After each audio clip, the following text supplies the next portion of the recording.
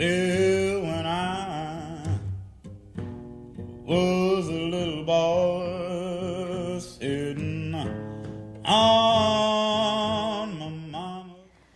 Hello, welcome to Going Deeper. My name is Marcie Sclove, and today my guest is Ray Elliott, and this will be a two-part interview. Ray is a significant elder living in our community since 1987. He and his wife Mary moved here then to be closer to his daughter.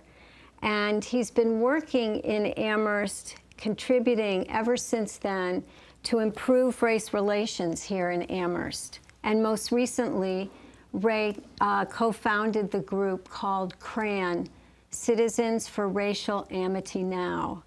And we'll be hearing more about CRAN later in the program. Ray was born in Cambridge, Massachusetts in 1924, which makes him 90 years old. And I want to thank you for coming, Ray. I want to welcome you to the show. I'm pleased to be here. Good. Thank you for inviting me. Great. So I wanted to ask you, Ray, to just start at the beginning, kind of. What was your childhood like back in growing up in the 30s in Cambridge? Well, if I go to recalling memories of the childhood, it was very interesting because I lived in a very lily-white community. There was only one or two black families in my neighborhood, and the black community lived on the other side of town. And so I grew up having friends of the neighborhood, our white friends that I played with, and we had a wonderful experience. I did have a wonderful experience playing with them, going to the movies with them, and just socializing up until a point when they got a little too close socially, and that's when when they had parties, like birthday party or some kind of celebration that they were having, and they never would invite Wow. me. But yeah, those memories of the early years were very fond memories. So it wasn't segregated as it was in the South, in Cambridge. You know, you lived in a white neighborhood, but then things would become more segregated as you got a little too close. Is that kind of how it felt? Well, no, actually it was the attitude of people was that they, like for instance, I know when I was in the, I guess I was about 8 or 10 years old in the school. There were only two black families in the school, in the lower grades and in the grammar schools. And I recall very clearly that one time I came home with this huge Valentine that I was going to send to this young lady, and she had blue eyes and blonde hair, and she was in my class. And my mom, she saw me with this, and she said, "Who are you going to give that to?" She says, and so I told her, she said, "Sit down, son, I have something to tell you." Wow. And she said, "Their parents would never let you date this young lady. They don't believe in mixed relationships in this community." And she said, and then when you get older, if you get so serious, you'd never be able to marry her because they don't believe in interracial marriage and that type of thing. And so you know, she comforted me by, you know, giving me hope for the future and how. So anyhow, yes, there was that attitude of separatism. But interestingly, it was with the young people, the youth, the children, there was none of that. It was just the adults. Sure. Yeah, that makes sense. What were your parents doing for work, and what was their life like? Well, Mom was an amazing woman with so much love for the community as well as for anybody, because she was trained. Now we're talking about in the 30s, in the 20s too, in the 30s, that she was trained to be a registered nurse.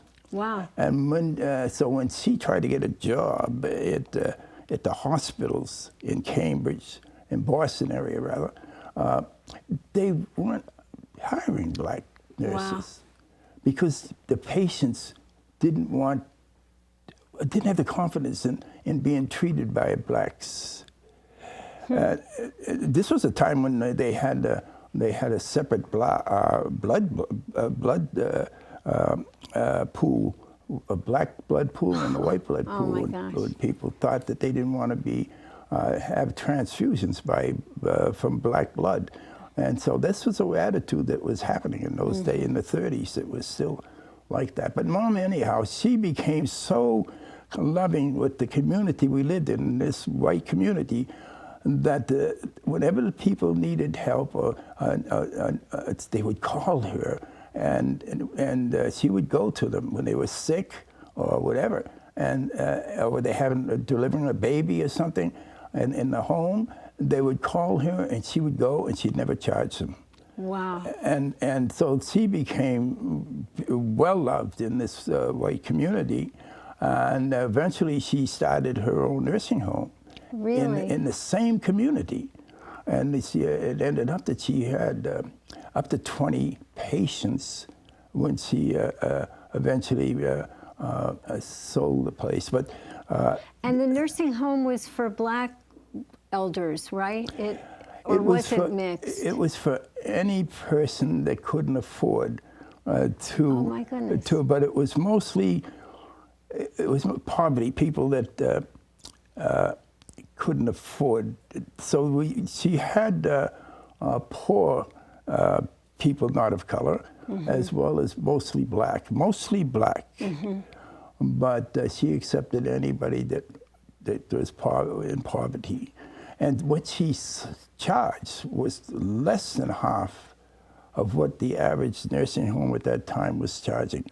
And eventually, and so she was the first Afro-American nursing home established in Cambridge. Wow, that's quite something. Yeah.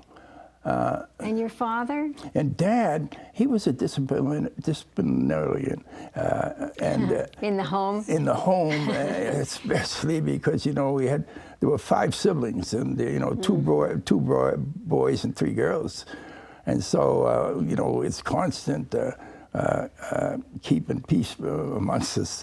But no, Dad was very serious because, and I didn't know that.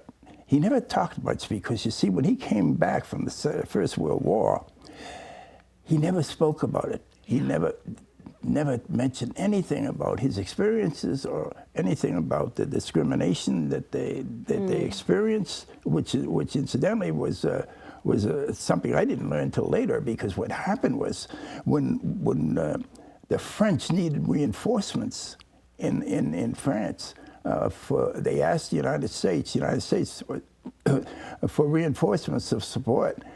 The United States only wanted to send black troops.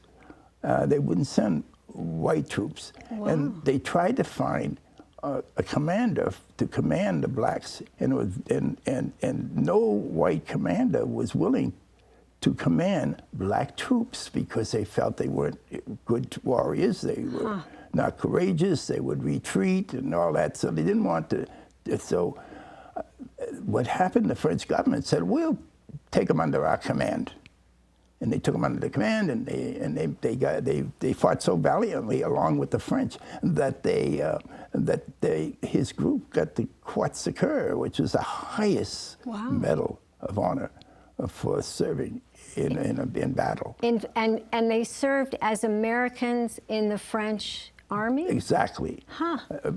Support. And so he got wounded, but when he came back, there was no recognition given to his group, his regiment. And so what happened? He tried to join the Veterans of Foreign Wars post in Cambridge. Yeah. And they would not accept him. How they did it was de facto segregation. They made all kind of obstacles that he had to jump over, or they had to jump over in order to become members. And they were almost, you had a right to this person, the right to that, and all that. Wow. So what Dad did was he and his friends, they formed their own Veterans of Foreign Wars, and it was the first black Veterans of Foreign Wars post established in Cambridge, Massachusetts. And Dad became the commander. Is it still in existence? It's still in existence. It's called the Isaac William Taylor Post.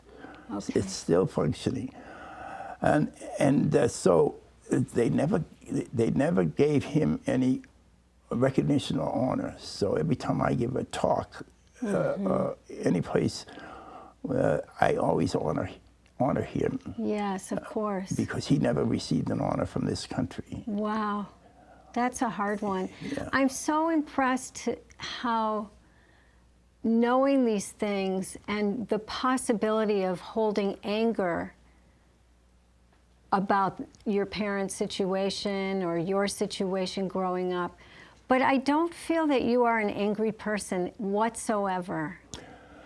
Well, you see, the thing is that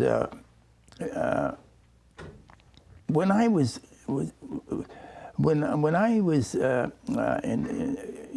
the Army, immersed in a black regiment, and began to learn their culture, because I had never been accepted in the black culture because I wasn't black enough. Wow. Culturally, I wasn't black enough. And was that because of growing up in a white neighborhood? Because of growing up in a white neighborhood, and I wasn't white enough culturally or whatever, color-wise, to be accepted in either one. So I had learned to walk, to sort of maneuver between two worlds as a young man, you see. And so when I went into the service, it was bittersweet, because here something I longed to do was to grow up in a black culture, and here I was immersed in it.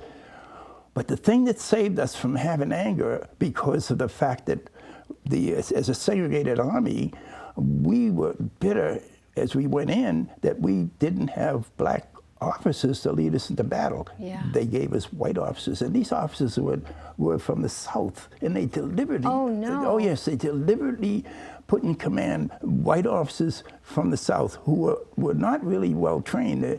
They were 90-day wonders, so they were young officers. Wow, I didn't know that. Oh yeah, the bottom of the barrel, we used to call them, the officers. But anyhow, that made us even more bitter. And so one of I would say the great saving thing was that there was a campaign going on at that same time by the NAACP and other black organizations to dismantle this discrimination in the segregated army. And so what happened, there was a campaign that started, which was called the Double V campaign. And what it was, it gave us a channel to channel our anger. Oh. Because if we reacted to these white officers, we would be in quite a bit of trouble. So in order to prevent them from being, we heard about this campaign, and the campaign was, we would remind ourselves that we would be fighting for freedom and justice for the world, around the world. But when we got home, we'd have another war to fight, and that would be against racism. So we'd have that fight. And so we'd flash that to each other whenever one of us got really out of control or tried to look like it. We just flashed Double V, victory. Double V. And so that's what we all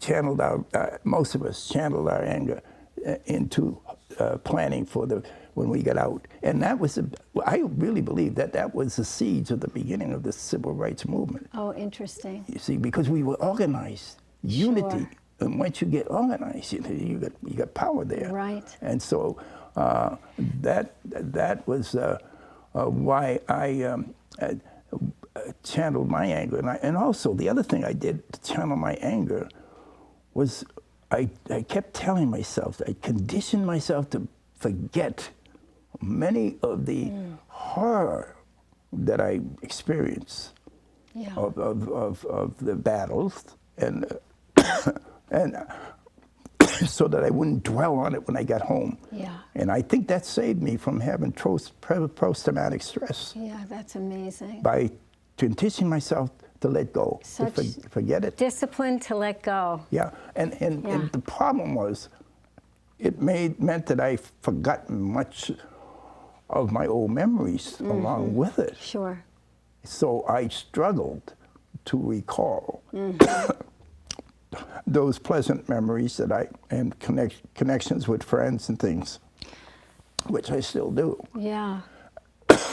Now, Ray, while you're having a sip of water, I just want to, we have about 10 minutes or so, and I want to ask you to tell us about your life as a chemist.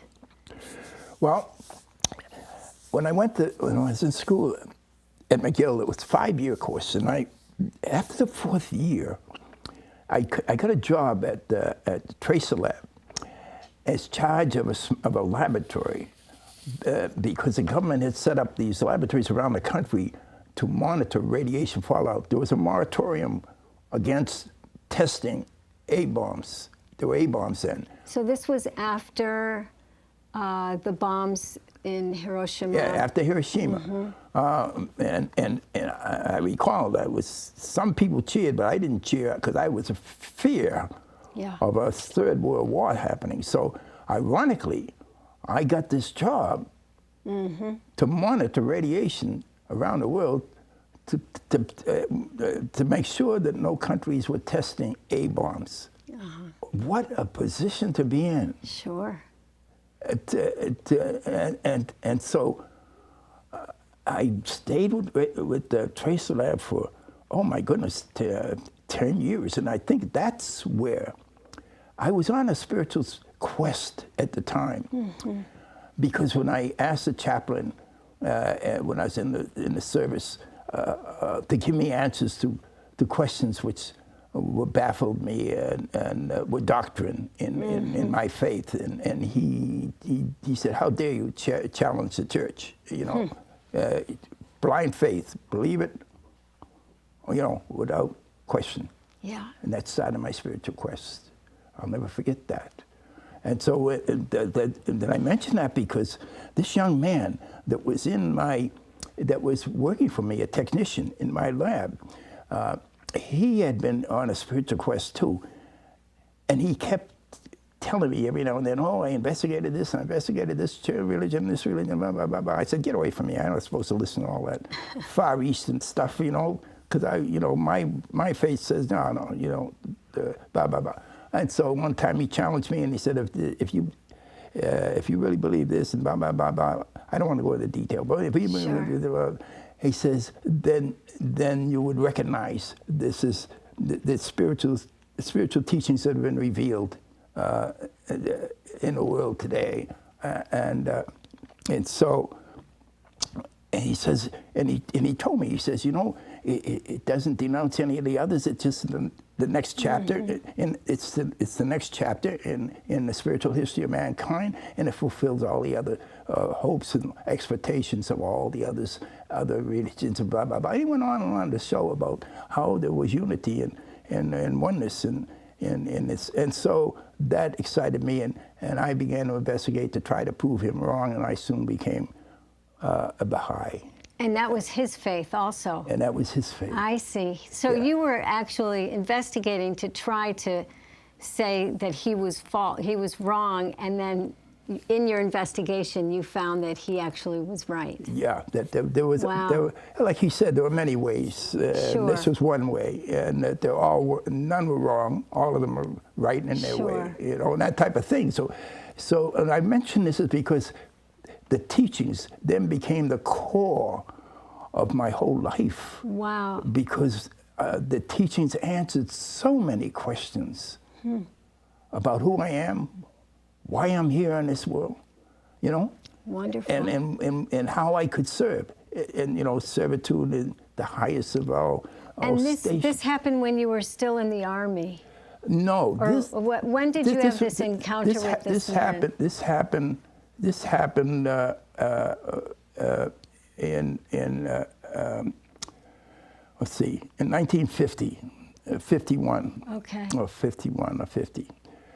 And so, and this young man became so important in my life. But anyhow, he left to go to AFCO to work on the Apollo heat shield. Okay. Heat shield. And so he called me and he says, "Hey, Ray, they're looking for a chemist." And he says, "Apply." And when I applied, my boss, my immediate boss, the little guy, he sent a referral, a reference, and the reference said that I was a janitor. What? My boss. Oh So my he- gosh. And I'm here. I got two technicians working under me in this lab. I'm waiting to hear how he just said all these nice things about you, and you're telling me he called you the janitor. No, this is my Yeah, the boss. my boss called you at the- Trace Lab. Yeah. Yeah, and yeah, because he hired. He wasn't the one that hired me, but I worked under him. Okay. And so That's the person terrible. that the director of the lab, he called my technician that worked there, and he says, "What's this about?" He said, and so my technician said, "Oh yeah, he's a chemist. He works there. He was my boss." So AFCO called the director. He went to the top. Good. And he said, "Yeah, he's a chemist. He's in charge of this small lab," and I got hired. Wow. So You worked. What did you do for the Apollo? I was working as on the heat shield. What we had to do is look at all of the properties of all different kind of metals, of how the heat transfer in order to survive the coming in. So anyhow, what happened was that we finally decided on using honeycomb resin, chemical resin, honeycomb, Okay. because air is a good insulator. So if you got a honeycomb, you got air trapped in all these honeycombs. So you can let a little burn off, then it hits the air, then a little burns out. You follow me? Yes. And so that's what we ended up with, resin, honeycomb resin. Heat shield. We went through all kind of materials, trying all different kinds for heat transfer. And then we we had to do the math to put into the computers in those days.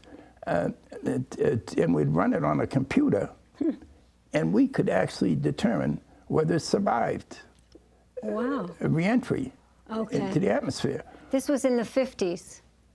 No, later. 60s. 60s. Yeah, and so we ran these on the computer, and the computer was big as this room or bigger. Yeah, I was surprised they had Huge. computers then, Yeah. but yeah. And we had to punch cards and all that type of stuff. Okay. So we would just do the math by learning the materials that we're using. We had to insert that into the math formula, and then give it to the engineers and they computer engineers, and then they would do the punch cards and everything and put it into the Sure. computer and run it and then give it back. So we could. Wow. So it was fascinating work, and again, I felt so patriotic in both cases. Sure. Trace Lab and there.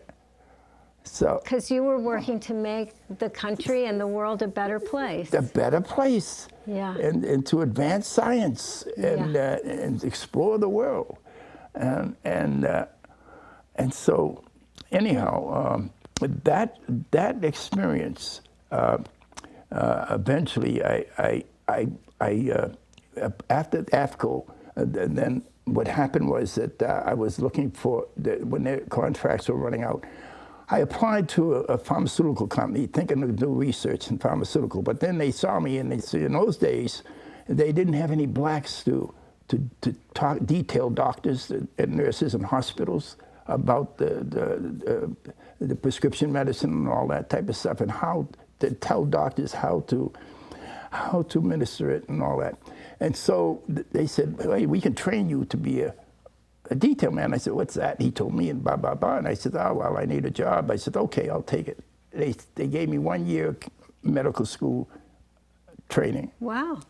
and it was accelerated. And then they gave me a territory, and so I had doctors and lawyers, nurses and hospitals to cover in order to teach them how to determine what kind of medication they should be using under certain conditions and blah, blah, blah. So it's like an armchair doctor. You know? Wow. And so that was a fascinating thing because the doctors really only had a small amount of information about pharmacology.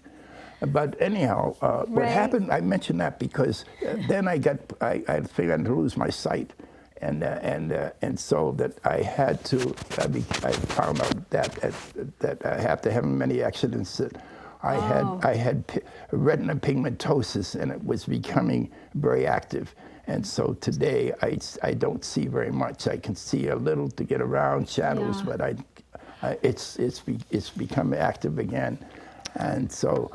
So Ray, we're going to continue this in part 2, but I want to just acknowledge where we are right now and how much I appreciate all these stories about your early life and your time in the Army and your professional life and some of the hurtful things that happened to you. And we're going to continue to talk more in part 2. So please join us for part 2 of Going Deeper. Thank you. Thank you.